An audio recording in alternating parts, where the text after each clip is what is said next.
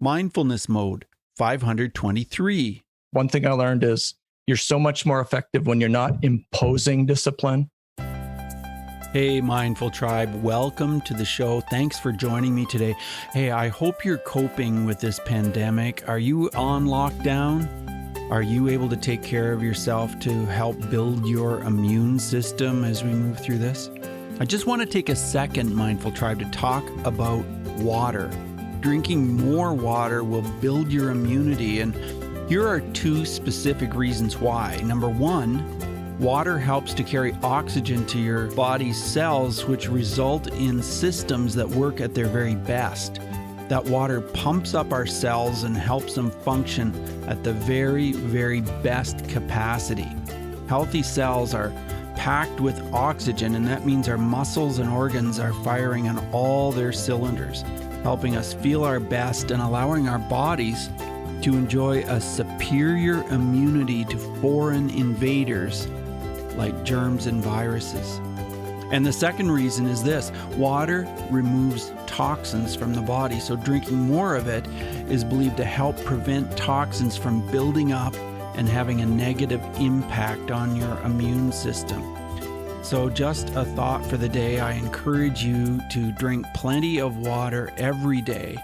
And I know I am, and I have been for some time, so just a little piece of advice there. Today's interview is one I recorded on March 11th, the very day the world pandemic was declared. And my guest has a strong Christian faith, and we talk about how Christianity dovetails with mindfulness. Sit back, relax, and enjoy today's episode. Hey, Mindful Tribe, have you ever wondered about some of the different theories out there, some of the different thoughts and ideas about how we got here and how the earth was created and things like that? Well, I have an interesting guest here who has written a book about this, and we are going to be talking all about that. I have Bruce Matson with me today. Hey, Bruce, are you in mindfulness mode today? I am very mindful today, yes. That's good. Bruce Matson is an educator, and he's been an educator for 28 years. His experiences include being a teacher, an administrator, a bus driver, and a coach. And he is still teaching, and he teaches some students, grade 8, grade 4, but now this is interesting, he only has 6 people in his school. So he's the principal, he's the teacher, and he's the administrator. So that must be an interesting role to be fulfilling all of those duties. Now, an interesting thing about Bruce is he's also a stage 4 lymphoma survivor. And starting in January of 2014, he endured 18 sessions of chemo and eventually a month of radiation in the summer of 2018. But he's now cancer-free. So congratulations, Yep. Bruce. Thank you. Thank you. That's one thing I've learned. Health is everything. Health is everything.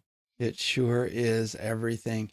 So it's fascinating that you've written a book and you've put a lot of yourself into this book. And the book is called From Goo to God. So let's get started with talking about mindfulness first, and what mindfulness means to you, and how would you define mindfulness?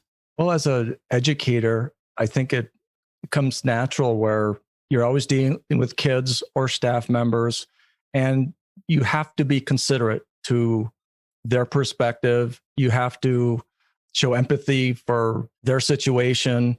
You have to be willing to listen. So you have to be a good listener. You can't be quick to judge because there's always two sides to a story. So if it's dealing with a child with a discipline issue, or maybe they have something going on at home. So you have to be patient, to be mindful of, their situation and not jump to conclusions, not be quick to judge. You have to, have patience and hear things out and be as considerate as possible with whatever you then say. And so as not to make, because I always want to be, whether it's a staff person or a student, to be part of the solution, not make the problem worse.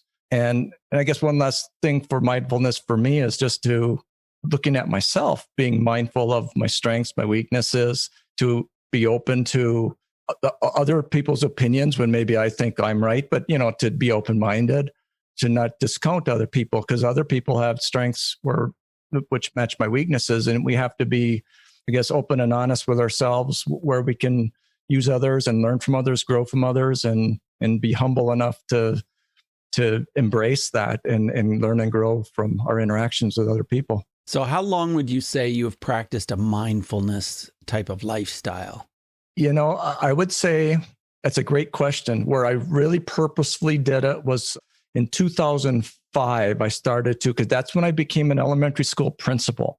And I strongly started to look at our building climate, how we treated our kids, our discipline structure and how we did things, and in the fairness of it. So when I looked at how it was done, and I'll be honest, I had some teachers come to me that said, you've got to relook at this. You got to relook at what we're doing.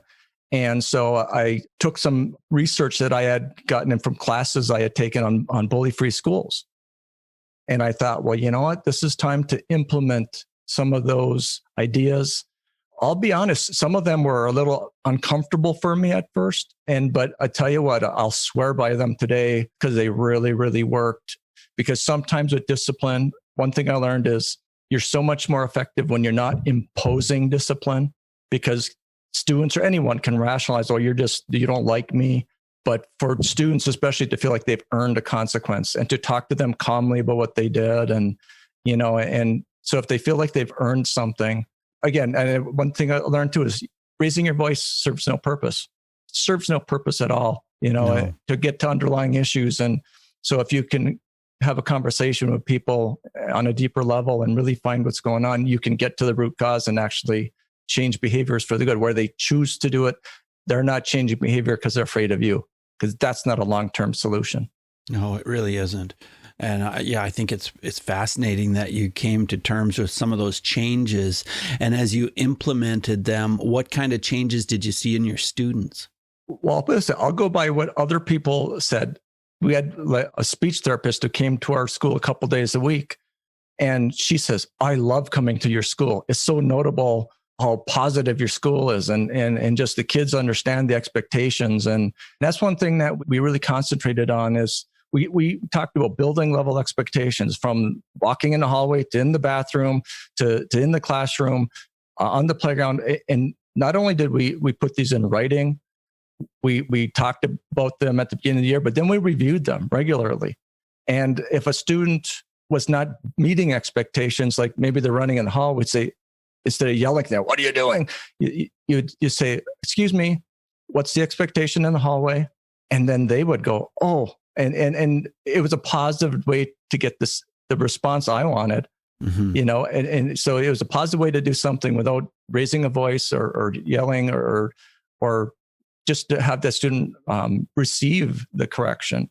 So we just learned to recognize good behaviors, we had a little reward system where we would give out tickets that could be kind of then used at our school store. So when kids saw that, oh, wow, they're noticing when I'm being good and they're rewarding us when we're good, and not for everything, for going above and beyond, not for doing what you're expected to do. Right. But just the fact that we noticed when they did something good and didn't just recognize them when they were doing something bad. Right. That was very, very powerful. And so the kids who tended to be in trouble more often, they wanted to earn those tickets, and they would just beam when they got one. And so so again, rewarding the positive, addressing the negative or bad behaviors in a positive way, and being consistent. Being consistent was so huge. One thing we did too, we had a discipline rubric where we basically listed all the possible, from teasing to pushing, shoving, whatever. But then we had first offense, second offense, third offense. So it was all laid out. So it took away if I was in a bad mood, mm-hmm. or if maybe they had a brother or sister who was maybe not behaving well, I'm going to, put this kid in this. But no, it took all that out of the way and made it very fair that no matter who you were, you could be a school member's child or someone who's had trouble in the past, but first offense, same consequence. Second, same consequence. And so when the kids who did struggle more in the past saw that consistency and saw they weren't treated any differently, because the human nature was, and it did happen where sometimes those kids, who had a history had a more firm consequence early in the year, which really wasn't fair. And you can't link past behavior from prior years. It's just, or from what a sibling did. And again, it's human nature to do that. Think, well, I'm going to jump on that kid early this year. And so that child thinks, well, what difference does it make? They're not going to give me a chance there. And so they're going to act out. They're going to, and so just having that consistency and dealing things with a positive way. And one last thing I want to share too is I told our teachers that the kids will never hear us talking negatively or complaining in front of them. We can have those conversations in private, but kids need to hear us talking positively, reinforcing good behaviors. We need to role model that. And our staff was just terrific with that. And I tell you what, the kids just ate it up, and it really made a difference. Oh yeah, that's incredible. It sounds like your students are very fortunate to be at your school. Yeah. It ended up, it's a lot of fun then. Yes. It changes the school climate, and it puts everybody on the same page. And again, kids have a unique sense of fairness, so they know that. And again, they'll accept consequences when they go, oh, okay, because everyone else would have got this too. And you take out, you depersonalize it. So again, we don't want to impose things because they can think, well, you don't like me, or, it's like, no, let's look at the rubric. Oh, this is the second time you were teasing. Oh, look at your consequence. Too bad. That's what you earned. And then you did. And what was powerful too was you could look at the next consequence. Oh, if you do it again the third time, well, you're going to have a detention or something. And then you could kind of forewarn them. Then It's not like you're making up a consequence off the top of your head. They can see, and you can warn them. And so again, that added to the fairness of it, that they saw that it was pretty black and white what you would earn. And so they tended to receive that well. That is fascinating. Yeah, I think that's great that you're implementing all of those things in your school. Now, as a Christian, I'm wondering how that has impacted your role as a teacher and administrator in your school.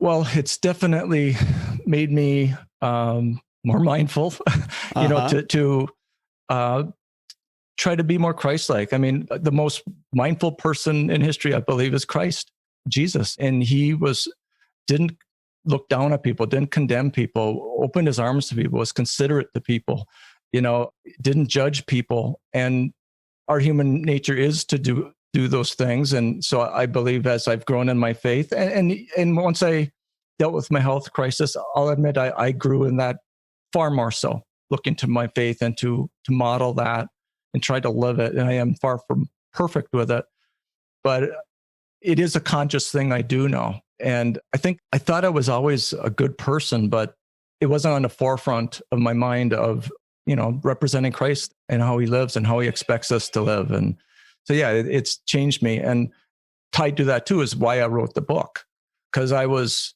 teaching science for many years. And there were so many things with evolution that I would see that I knew scientifically I could disprove. But that scientific proof, or what disproves it, is not part of the state approved text. And it would frustrate me. And again, we're supposed to teach the state approved text, so we're not supposed to throw in our own opinions. And I'll say it's not even my opinion. I can give you science, on why certain things aren't true, or share other scientists who don't believe evolution is true, but that's not included. It's not balanced. And I felt like we're teaching our kids some things that are definitely not true. And we're not giving a full two-sided or multi-sided perspective. It's just one perspective being jammed at them, and they're innocent and they're going to believe everything a teacher tells them. And, sure, yeah. And so my goal is to get some balance in it and say, wait a second, here's what Charles Darwin thought, but here's things that go against that. If I had my dream, that's how textbooks would be rewritten, to include those things. And I can give you many examples if you like, but it's so in your dream, Charles Darwin would still be included as something that was taught. Is that right? Well, I think as far as historical context and what has kind of been accepted for a long time, yes. But like with many things, science evolves, to use that word, but changes, new discoveries are made. And like for years, they thought the world was flat. Well, we know that's not true now. For years, they thought that the Earth was the center of the solar system and the sun went around the Earth. And we know, well, no, that's not true. And I believe in that context, bring it up. But I believe there's enough science, especially modern science with DNA and such, as I can get into, that I believe totally disproves evolution. Because for something to be scientific, it has to be observable, has to be measurable, has to be repeatable. And there's actually nothing with evolution that meets those criteria. So it's truly just a theory that's spoken of as matter of factly, and that too is unfair. And it's just, I want the rest of the science to be part of that discussion, and want people to make a decision for themselves and look at the other facts that go against evolution. And those just aren't being given to them. So what is the truth that should be taught to our young children? I'll put it this way. Yes, I'm a Christian. And yes, I believe in a creator. Now, science cannot prove creation or a creator. But what it does prove, that there's so much intelligent design in everything, from the universe, the solar system, to a single-celled organism, to the human body. Things that cannot be explained from evolution, which again, for that to be true, we all have evolved from amoeba, if you really go far enough back. Right. And the fact is, the only observable thing that scientifically is life comes from life, biogenesis. No scientist, no person has ever observed life coming from non-life.